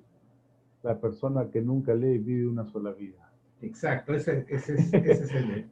Cuando Eso es a lo que yo había hecho referencia, pero no me acordaba cómo era exactamente. Cuando yo comparto así con personas ilustres como ustedes, uno pucha que vuela, como lo ha puesto el tema de Carmen, ¿no? Viajas. Estamos escuchando, pero mentalmente estamos viajando. Y lo que nos enseñaron pues a nosotros en el colegio, tanto en la primaria, en la secundaria, ¿no? Que los poetas en sus diversas facetas, ¿no? Se inspiran en base a su vida, a su experiencia, a su relación con la naturaleza, con la sociedad, etcétera, ¿no? Algunos cuentan tristezas, otros cuentan experiencias, cuentan epopeyas, otros son visionarios, etcétera, etcétera. Hemos escuchado siempre que en las relaciones muchas veces hay relaciones forzadas, ¿no? Por ejemplo, antes a las niñas o a los chicos, los padres antes los obligaban a casarse, ¿no? Los escogían ya, te casabas, ¿no? Y me llamó bastante la atención ese poema de aquella dama, ¿no? O sea, cómo una persona puede vivir con alguien a quien le puede tener repugnancia, no sé, se vio obligada por la necesidad o era una mujer maltratada, no sé. Profesor Navarrete, ¿cuál es el contexto de ese poema? El poema es de una escritora peruana muy contemporánea, se llama Giovanna Poyarolo, y digamos que lo que plantea el libro se llama Entre Mujeres Solas, ¿no? Fue escrito en los 90. Y más o menos todo el poemario trata acerca de la, entre comillas, cárcel o prisión que podría vivir una mujer un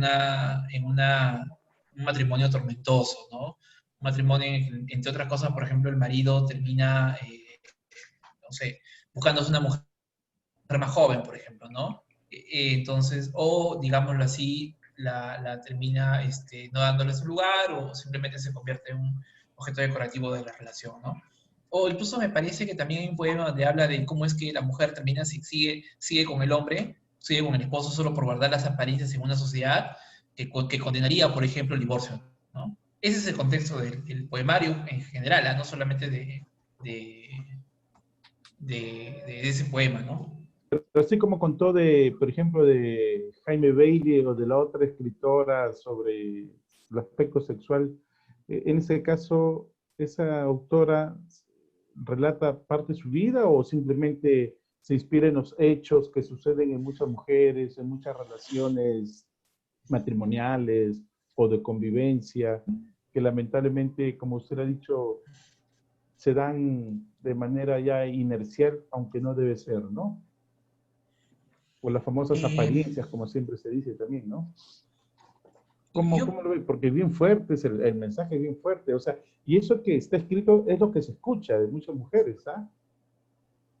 Aguanto tal, pues no aguanto, pero es bien fuerte.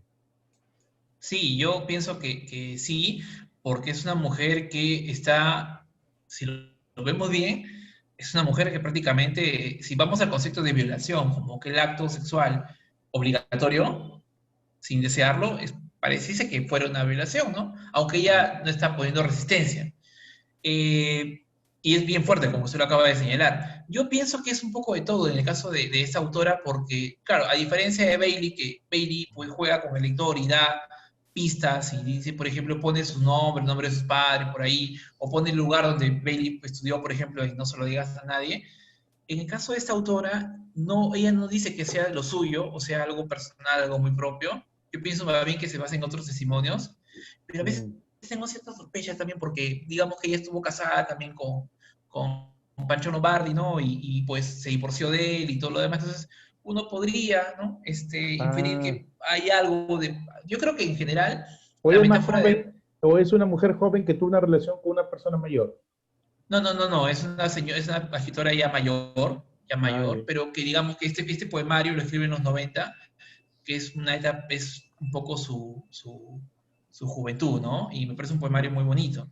Pero yo creo que Vargas Llosa tiene razón en algo, bueno, en muchas cosas, pero cuando Vargas Llosa dice que este proceso de ficción o el proceso de creación es como un striptease al revés, ¿no? O sea, mientras que un striptease, la persona que hace el striptease está vestida y se termina desnudando, en la literatura como que el narrador, el escritor, la escritora, está desnudo y más bien la literatura le sirve para un poco ir cubriéndose, ¿no? Porque si uno comienza a ver bien la novela o la obra literaria, definitivamente algo de lo que es el autor aparece allí, ¿no? O sea, hay algo de la vida del autor que definitivamente va a aparecer allí. Claro, obviamente encubierto o cubierto de la ropa de la literatura, pero sí creo que en ese caso de Giovanna Poirolo, que tiene todo un conjunto de poesía en función a ese aspecto, narrativa también, tiene que ver con eso. Claro, ella no lo dice, a diferencia, por ejemplo, de Renato Cisneros o Renato Cisneros ha sido muy claro, por ejemplo, en revelar esa relación conflictiva que tuvo con mi papá.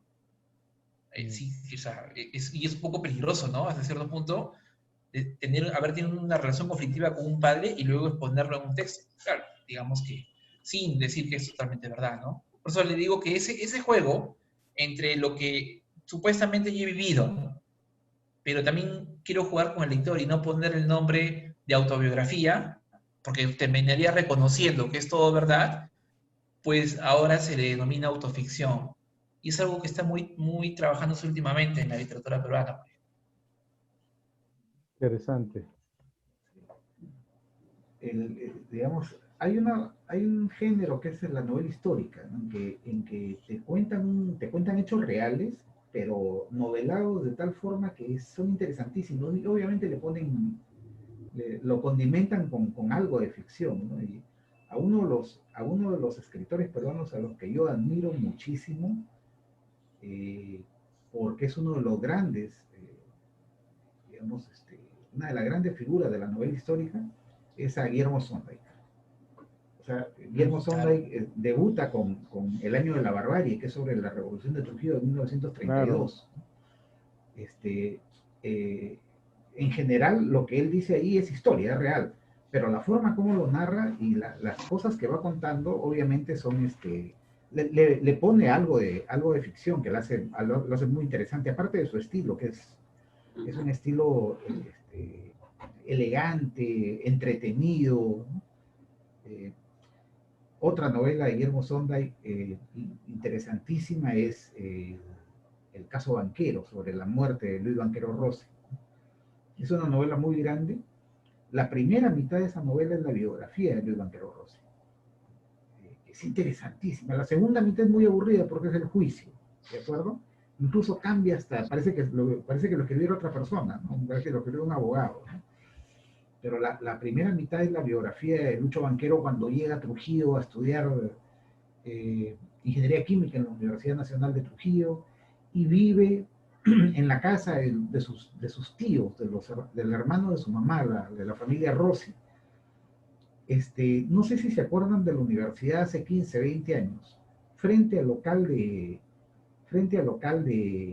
a la entrada principal de la Avenida del Ejército había una casona antigua con techo a dos aguas, una casona rosada, que después alguien la compró y ha construido ahí restaurantes y le ha puesto rejas y le ha cambiado la fisonomía, ¿no?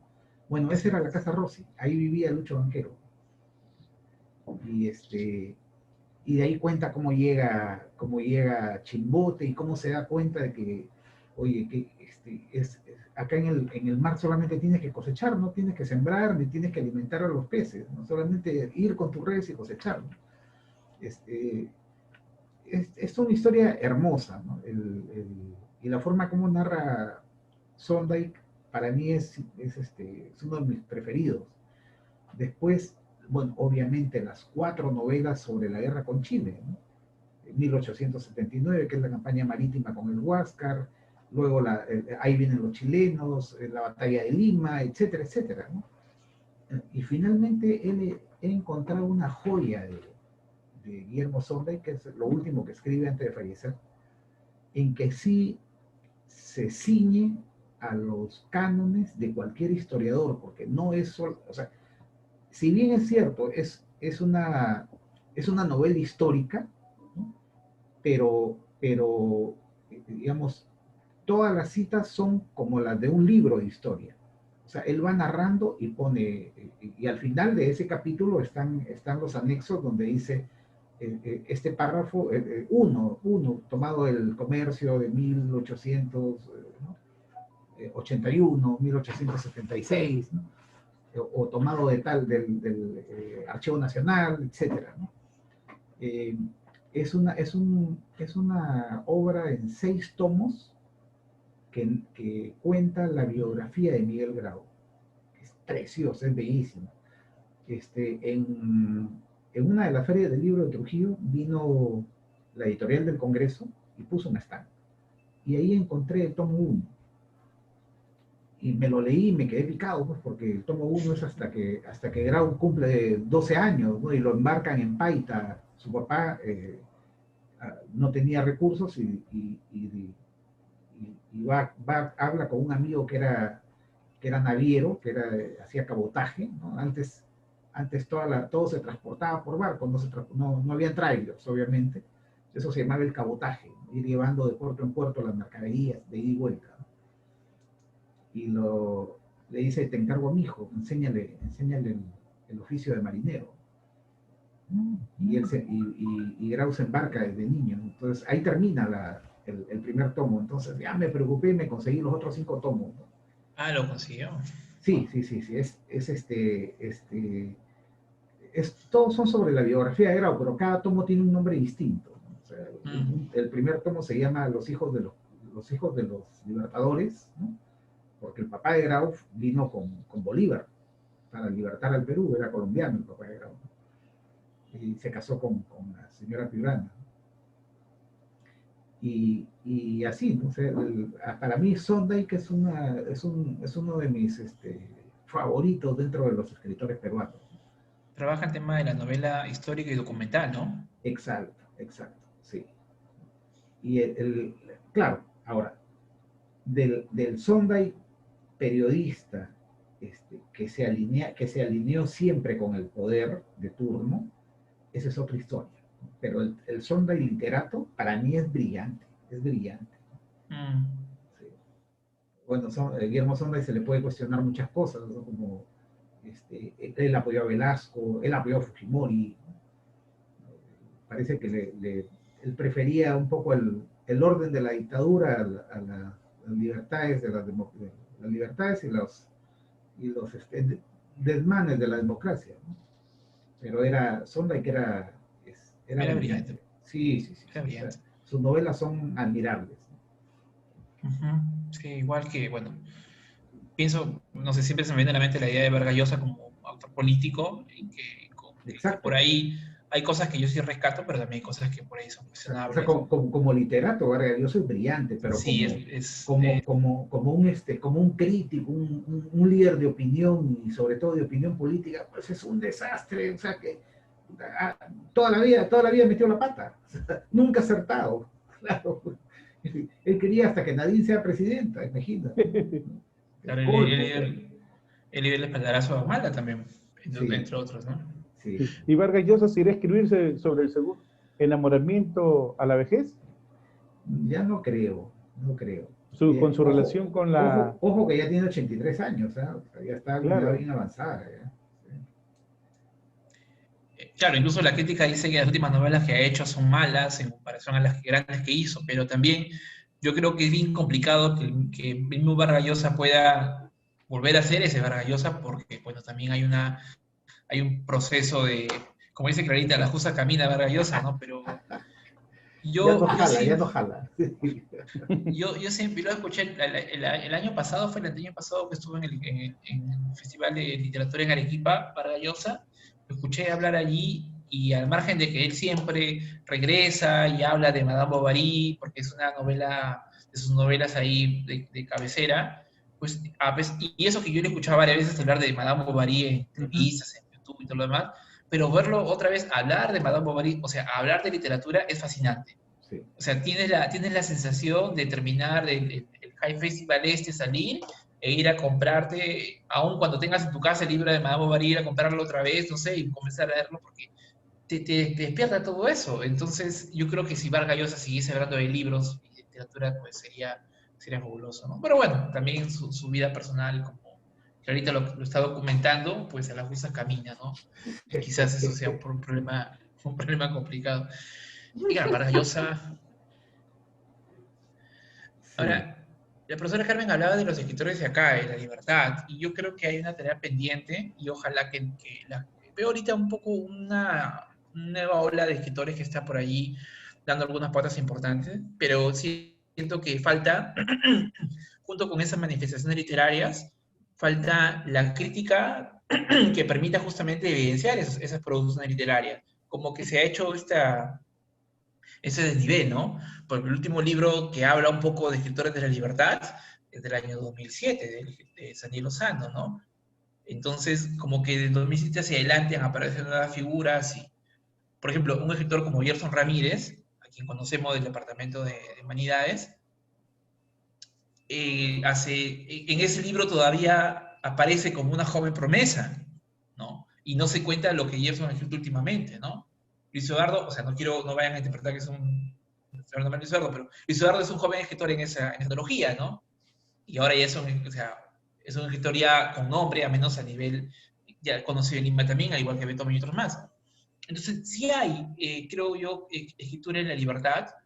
Me parece muy interesante, por ejemplo, sobre todo en la literatura infantil, el trabajo que hace Cecilia, por ejemplo, que estoy acá de mencionar a Maestra Carmen también, y hay un montón de casos ahora, ¿no? Y faltaría en todo caso comenzar a pensar en una crítica que permita rescatar un poco eso, porque hay también literatura en libertad. Y interesante también. Pero habría que rescatar a Clarita y fundar no un periódico así clásico de imprenta, pero no sé, hablaremos con Coqui pues para sacar, como hacían los antiguos peruanos, un panfleto, pero con la redacción, ¿no? La jefa de redacción, Clarita Claros. Seudónimo, Los seudónimo. boletines, Los ahora que me boletines, acuerdo. ¿no? Sin pago, sin pago. Para variar, para variar. Oye, No, pero ¿por qué no? sí, ¿Por qué no podemos sacar un blog?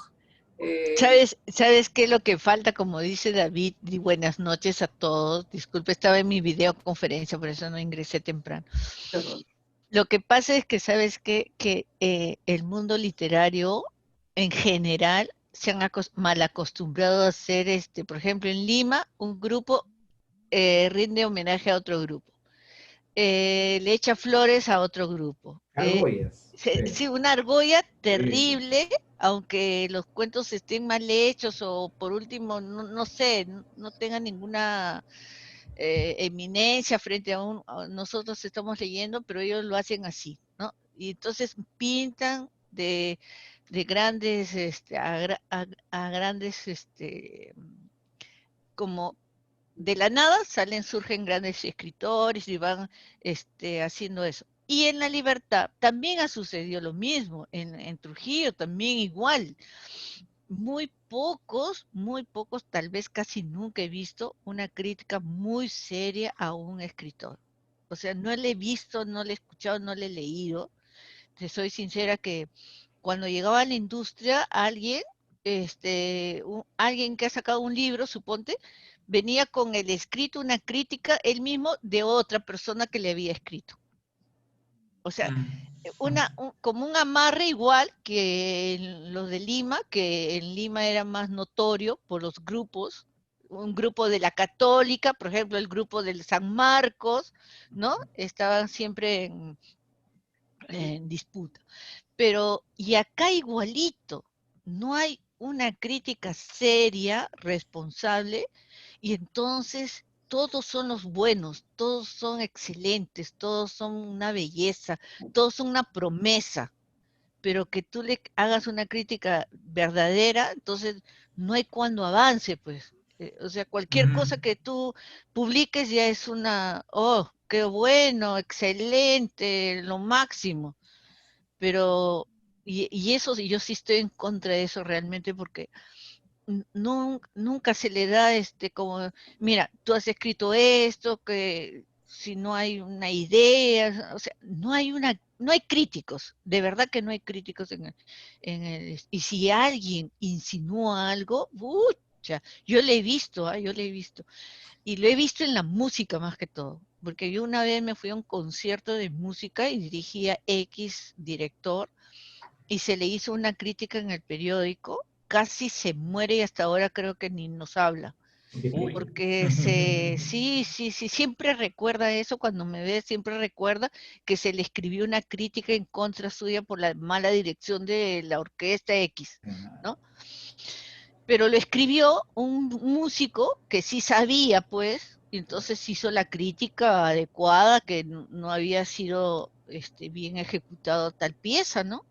Pero y a nadie le gusta que lo critiquen. Al final, nadie le gusta que lo critiquen. Y esa es una gran, ¿qué te puedo Pero, decir? por ejemplo, Valencia. el profesor Alegría, sí, a veces había que leerlo con lupa y con traductor, pero sus críticas eran, digamos, propositivas, ¿no? O sea, Sí, quizás sí, sí, sí. el peruano, dadas las últimas tiempos, nos hemos acostumbrado a que hablar significa criticar.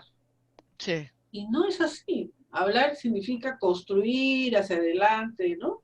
Entonces, creo que necesitamos refundar todo ese tema, ¿no? Sí. Entonces, Clarita, ya. Alfredo siempre que escribía sus críticas decía, le estoy dando palo porque han hecho mal, que no sé cuánto. Pero al final cuando tú lees, no hay nada. No, es que lo tuve que hacer suave, dice, suave. No hay nada de eso, o sea, porque todo el mundo se acobarda para hacer eso. O sea, no lo hay. Es que Nada. lo más fácil, maestro, es ponerle 20 a todo, pues, Sí, pues, ¿no? exacto. Y sí, yo le entiendo porque también yo tengo mi blog, he hecho mi blog, donde estaba escribiendo artículos de literatura en general. Ya creo que he escrito como cerca de 20 artículos, algo así, ¿no? Y dentro de esos 20 artículos son 7, 8 de escritores de la libertad, porque mi plan es, por ejemplo, hacer un libro de crítica de autores de acá. Ya tengo un promedio de 7 artículos, ¿no?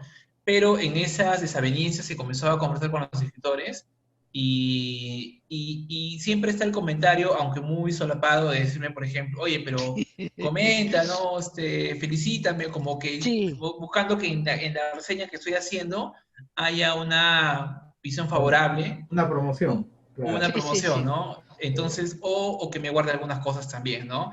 Entonces, hay que repensarlo también porque, como dice la maestra Clarita, hay que tener cuidado con chocar porque también te Sí, ganas, te voy a ganar la cólera de todo Trujillo. Incluso en sí, Lima había no. un roche. Te cuento de que, por ejemplo, mira, hay un escritor que venía pues siempre, ¿no? Con sus críticas favorables de sus libros. o de sus escritos, hacía que otros compañeros y les pagaba, ¿no? O sea, por ejemplo, yo hago un escrito y tú, David, escríbeme algo positivo y lo llevaba al periódico y lo publica. Y así, mira, ese escritor está ahora fundó la Asociación de Escritores Latinoamericanos de no sé qué. Él era el único miembro. Se fue a vivir a Ecuador, se fue a vivir a otro sitio y llevó asociación que era el presidente, pero era el único.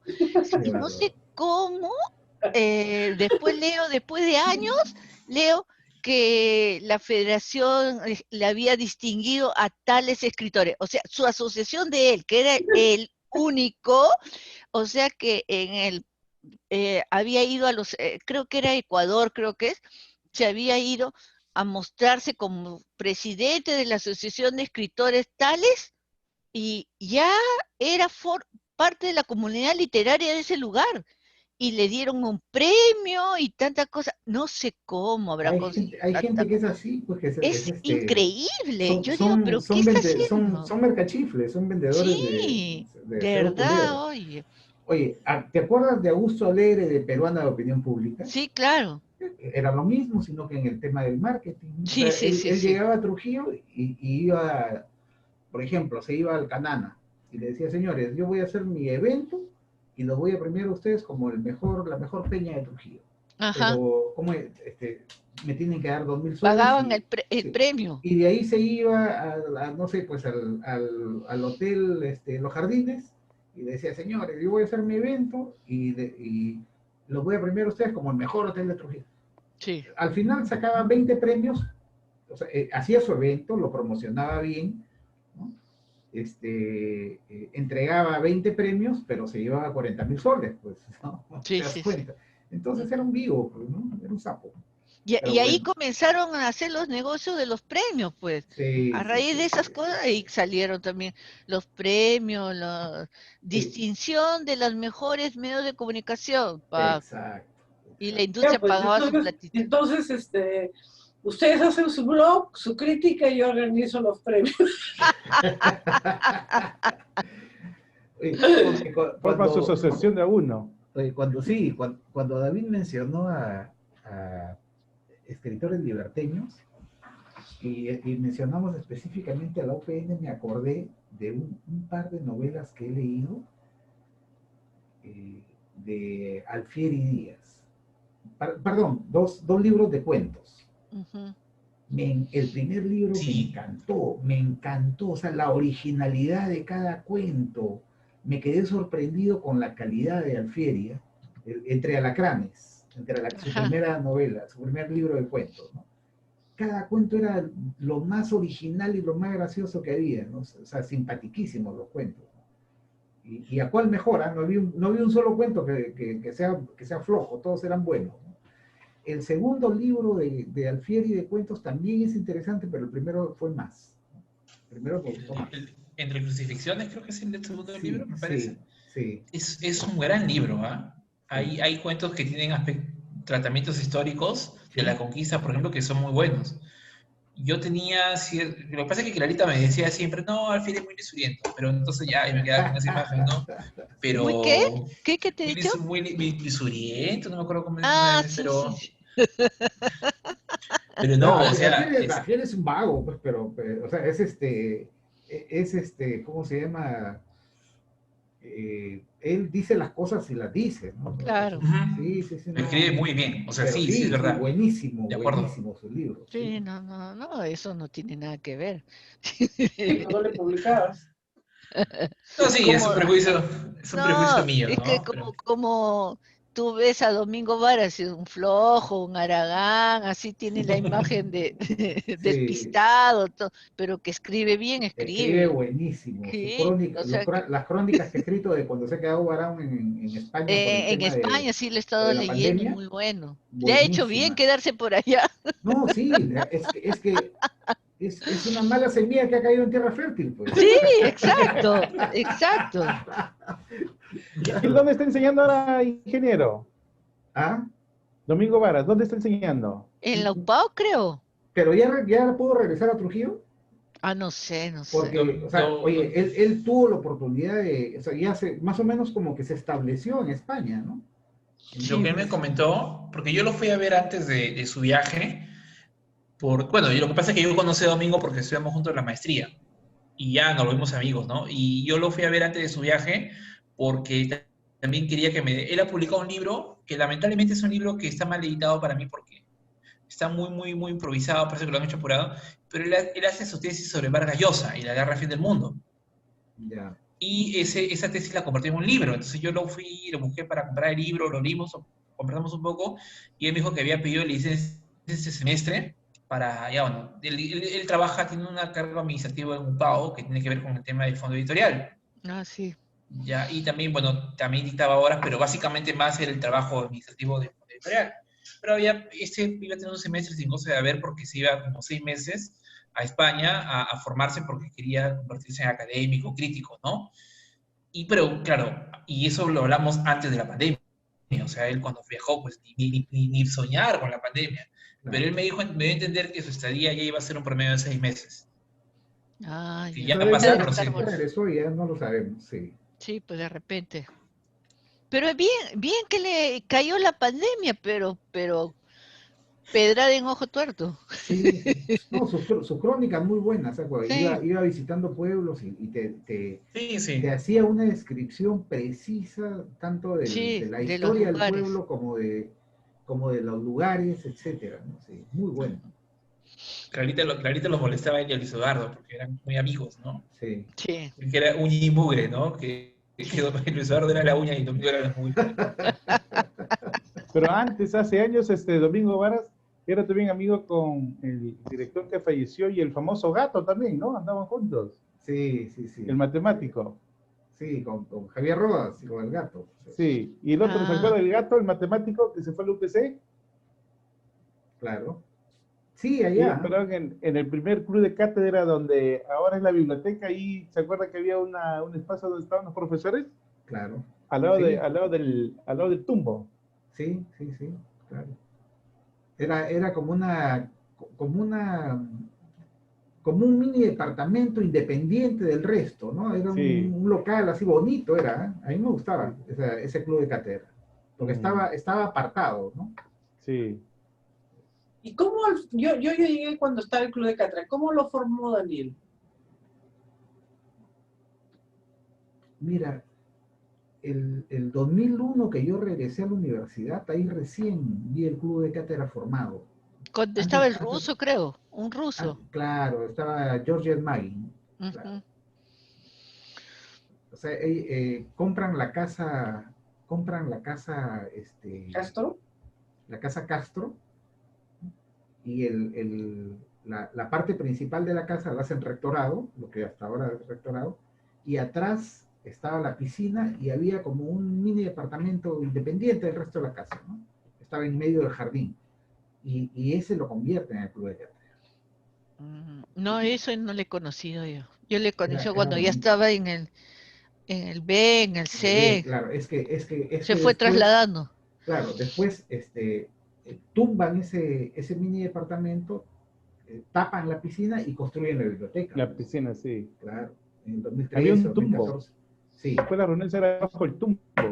sí. Ahí con Gocha. Era Pero, bonito, pero, muy pero bonito. Daniel quiso formar el Club de Cátedra, no para que sea un centro de trabajo, sí, había 4 máquinas, creo, pero él quería que sea un centro de... Que la gente se relaje. Que conversen. Claro, claro, que vayan, habían sofás, se sentaban, tomaban su cafecito, leían periódico. Sí, sí, sí, era para eso. Claro, Ah, una vez me acuerdo de que alguien que entró Carmen, pero no sé qué, un profesor dijo, no dejan trabajar. Y Carmen le dijo, esto no es para trabajar, esto es para relajarnos, para comunicarnos, para conversar. Si quieres Claro. trabajar, anda a tu casa. Le dijo. No me acuerdo quién era, creo que eran de matemáticas, no me acuerdo, pero así le dijo él. Es que para eso era, pues, Sí, claro. pues, y ella le dijo, esto no se ha creado para que trabajen, sino que para que conversen, tomen su café, siéntense. Cierto. pero maestra Clarita, eso hacíamos, ¿no? Sí, pues. Claro. Pero, profesora, en el H usted era dueña de club de cátedra, ya, ¿no? Pero ahí no hay nada, Vía, no hay nada, solo ya comencé a traer cafecito, los vasitos, poco a poco. Pero Tuve Clarita que, cuando llegaba tiene que, decía, sí. sí, sí, maestra, No, tenía que huir del otro porque ahí no trabajaba nada.